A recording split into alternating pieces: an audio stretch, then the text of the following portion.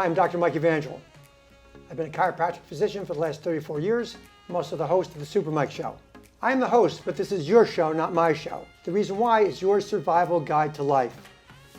Each and every episode will cover topics such as health, fitness, nutrition, longevity, the environment, and personal safety. Why do you need a survival guide? Because there's so much misinformation out there today about all kinds of topics. Who do you believe? What you believe? When two experts say the opposite thing. For example, the U.S. Department of Agriculture has carbohydrates as the base of the food pyramid for decades.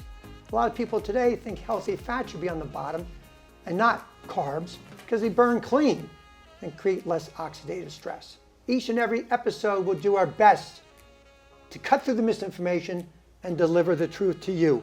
With that truth, you can help others. When you do that, you will be their holistic hero. With that in mind, let's talk about today's topic, concussions. I had a few growing up myself, maybe a few more than a few, but back then we knew nothing about the detrimental effects concussions can have on the brain, on the human body. Today we'll be getting into a lot of detail about how serious it is and a condition called chronic traumatic encephalopathy, which you probably saw a lot about if you did see the movie Concussion. Basically what happens in the brain during a concussion has to do with physics. There's inertia, the body is in motion, and there's a very quick deceleration or acceleration of the head. When that happens, the brain's inside, it oscillates back and forth, it can strike against the inside of the skull, and that can cause a concussion. Dr. Robert Silverman is my guest today. He's an expert on the topic. We'll be talking to him right after this break.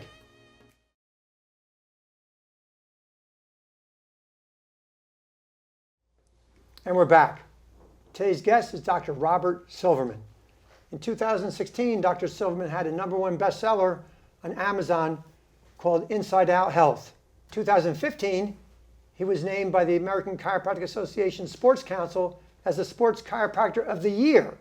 He has 6 degrees in nutrition. He's on the advisory board for Functional Medicine University, and also he's a frequent guest on TV and does a number of national blogs.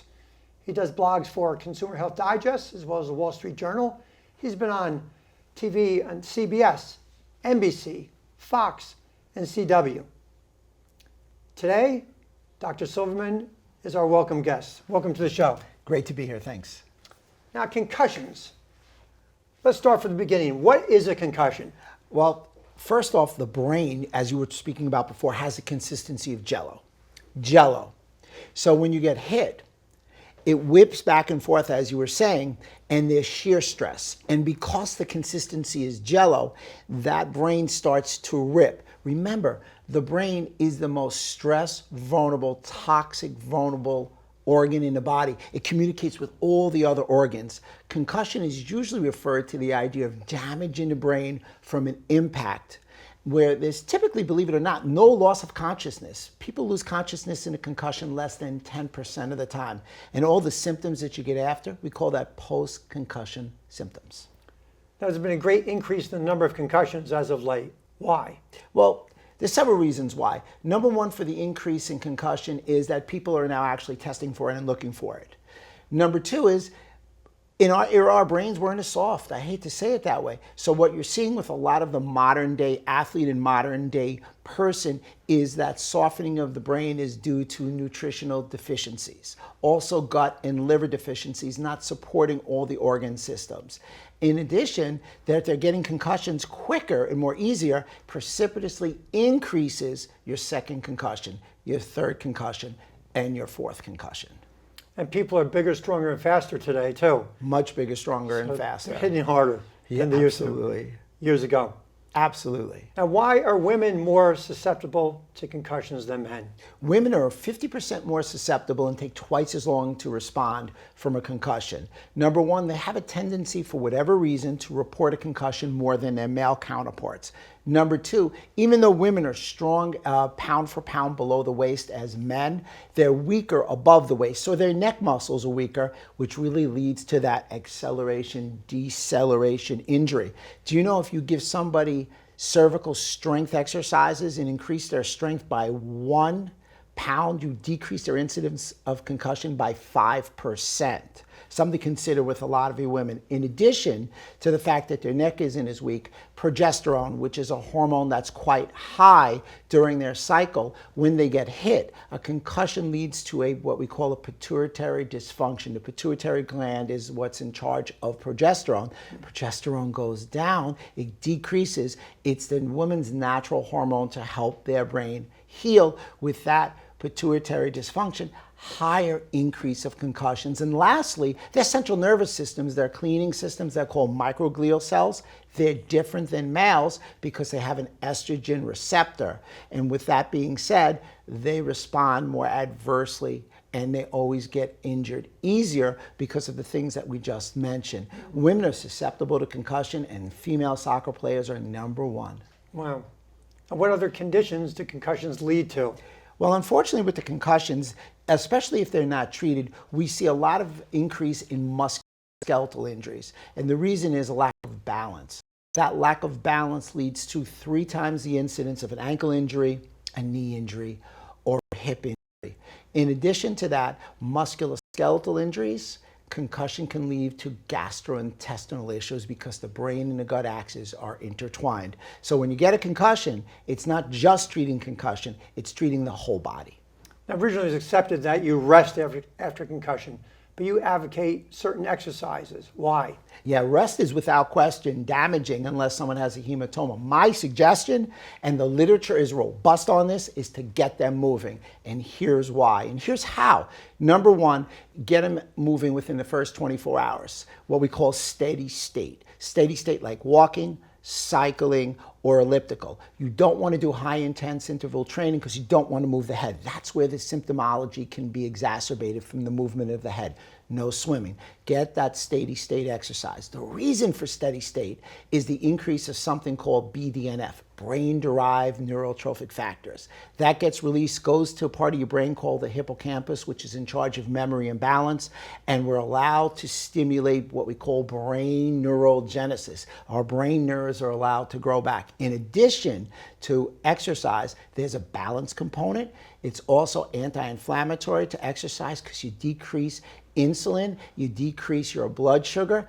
Everybody should get moving. Believe me, rest doesn't work. We as chiropractors know they used to tell us to rest for lower back and that doesn't work. They're wrong if they say to rest for a concussion. Let's get moving.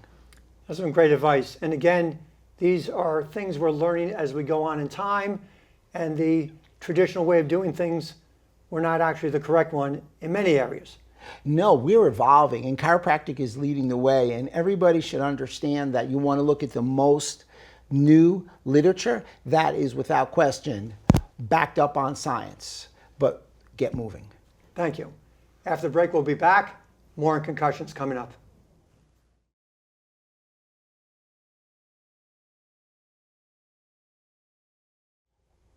And we're back on concussions. Now, what dietary approach do you take with post-concussive patients that are different from the ordinary patient? Most of our Americans eat way too many carbohydrates. So what I found to be most effective is a high-fat diet, a ketogenic diet. Ketogenic diet is 75% fat, calories from, 20% protein, and 5% carbohydrate.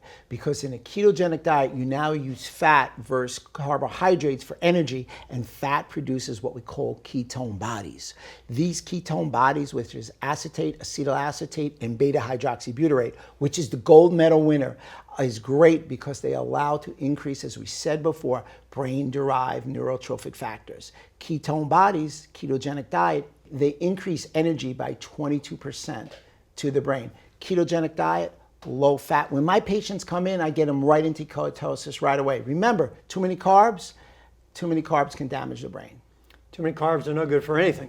No, I mean, low carb diets are in, no doubt about Right. it, not just for concussions, but for overall health. Right.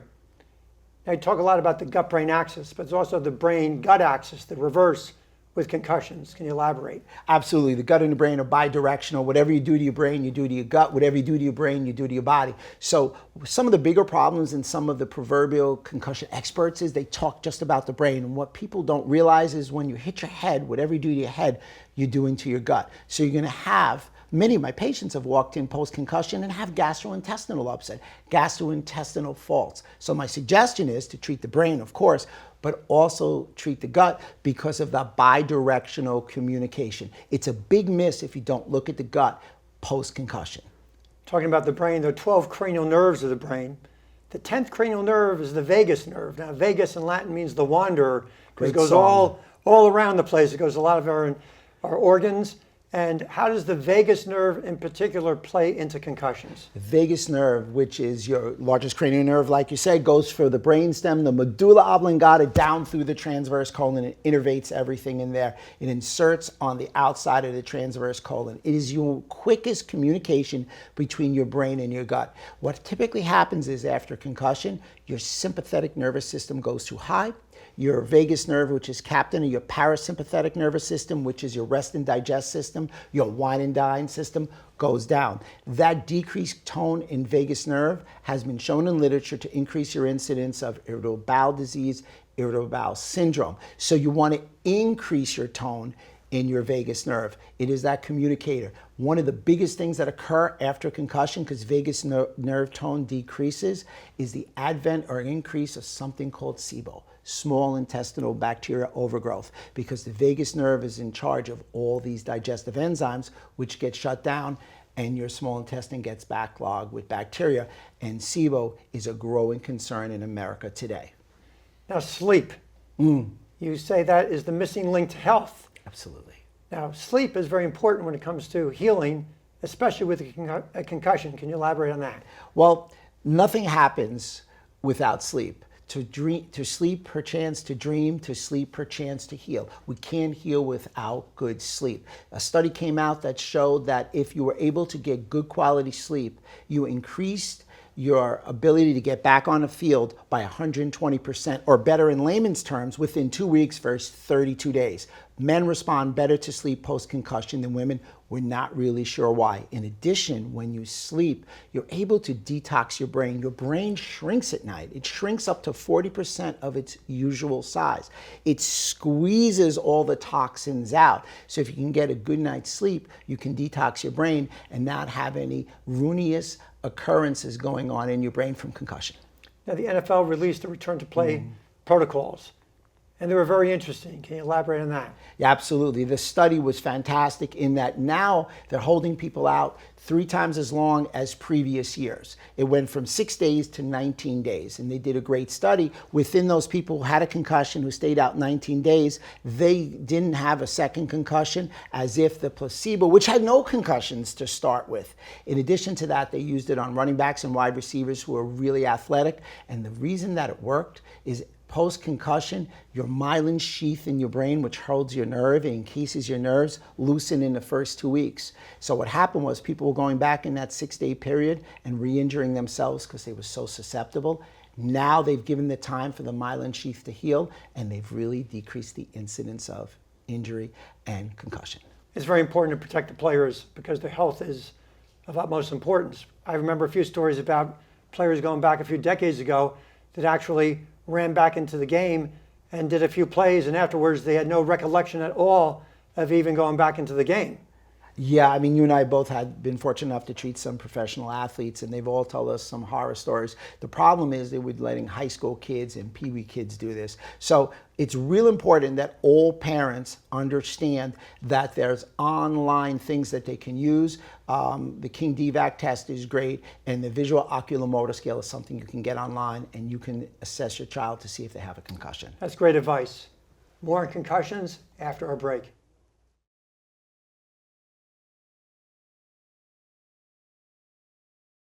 And we're back with Dr. Robert Silverman on concussions. Now, this is a big question, and take your time answering this one. How do you go about treating a concussion patient? Well, I have a 5-part plan. Number one, the first part is usually look at the musculoskeletal system. And one of the key elements to back up what you said about acceleration, deceleration is what we call the occipital ridge up here. So there are 3 muscles in the occipital triangle. The one that's most implicated is called the rectus capitis posterior minor because it's got a strong what we call myodural ridge. It actually holds the head tight, and when you whip back and forth, it gets strained. So something that a chiropractor, manual therapist could treat to give relief from a lot of the head pain. In addition, we need to start looking at their neck. Jim McMahon did a great story on 30/30, and he talked about going to a chiropractor after 25 years, and he was the first doctor to assess his neck. So it's been shown that neck and neck assessments is a critical element in neck treatment for overall outcome with concussion. In addition to that, I'm a big proponent on what I call proprioception. Proprioception, your balance in space between your nervous system and your muscular system. So it's kind of like if I had you just stand on one leg or stand up straight and move a little bit, that would be your proprioception. Proprioceptive treatment, 8 weeks post-concussion, has shown to increase the structure in a part of your brain that was implied or implicated in posture and memory. Proprioceptive training is a critical element. In addition, something we call gaze stabilization or gaze stability. It's the ability for your eyes to move, your eye and head movement. Many people post-concussion are moving around and they can't cognitively move their eyes and their head. So specific treatment where you're using your eyes and taking input in your eyes would be a great improvement to overall gaze stability and proprioception. The fourth thing, one of my favorite things, is we talked about it a little earlier, was low-level laser therapy. Low-level laser therapy has shown to help with creating a microenvironment in the brain of anti-inflammation. In addition, it's shown to decrease brain swelling, it increases circulation, it decreases cellular death. So I use low-level laser a lot, a red light, non-heated, 635 wavelengths. I apply it to a lot of my concussion patients with really excellent, pristine outcomes. And last but not least, nutrition. We talked about the diet. Got to change your diet right away. There's several supplements that have been shown in the literature and in my office that have really helped people come back from a concussion and heal quickly. Number one thing I recommend is omega-3 fish oils. Omega-3 fish oils have shown to help heal the cell membrane. Remember, your brain's made up of membranes. They also help heal what we call axons, which are your little nerve endings which allow you to connect and think in the brain. Big thing about fish oils is let's not wait till after injury. Let's give the fish oils before injury because they decrease the incidence of concussion. Magnesium L-threonate, has shown to decrease the incidence of brain damage, brain aging. It makes a more bioavailable form of magnesium in the brain. Magnesium is a critical element because it works with 300 enzymatic reactions. Something called pro-resolving mediators. They allow for the resolution of inflammation in the brain.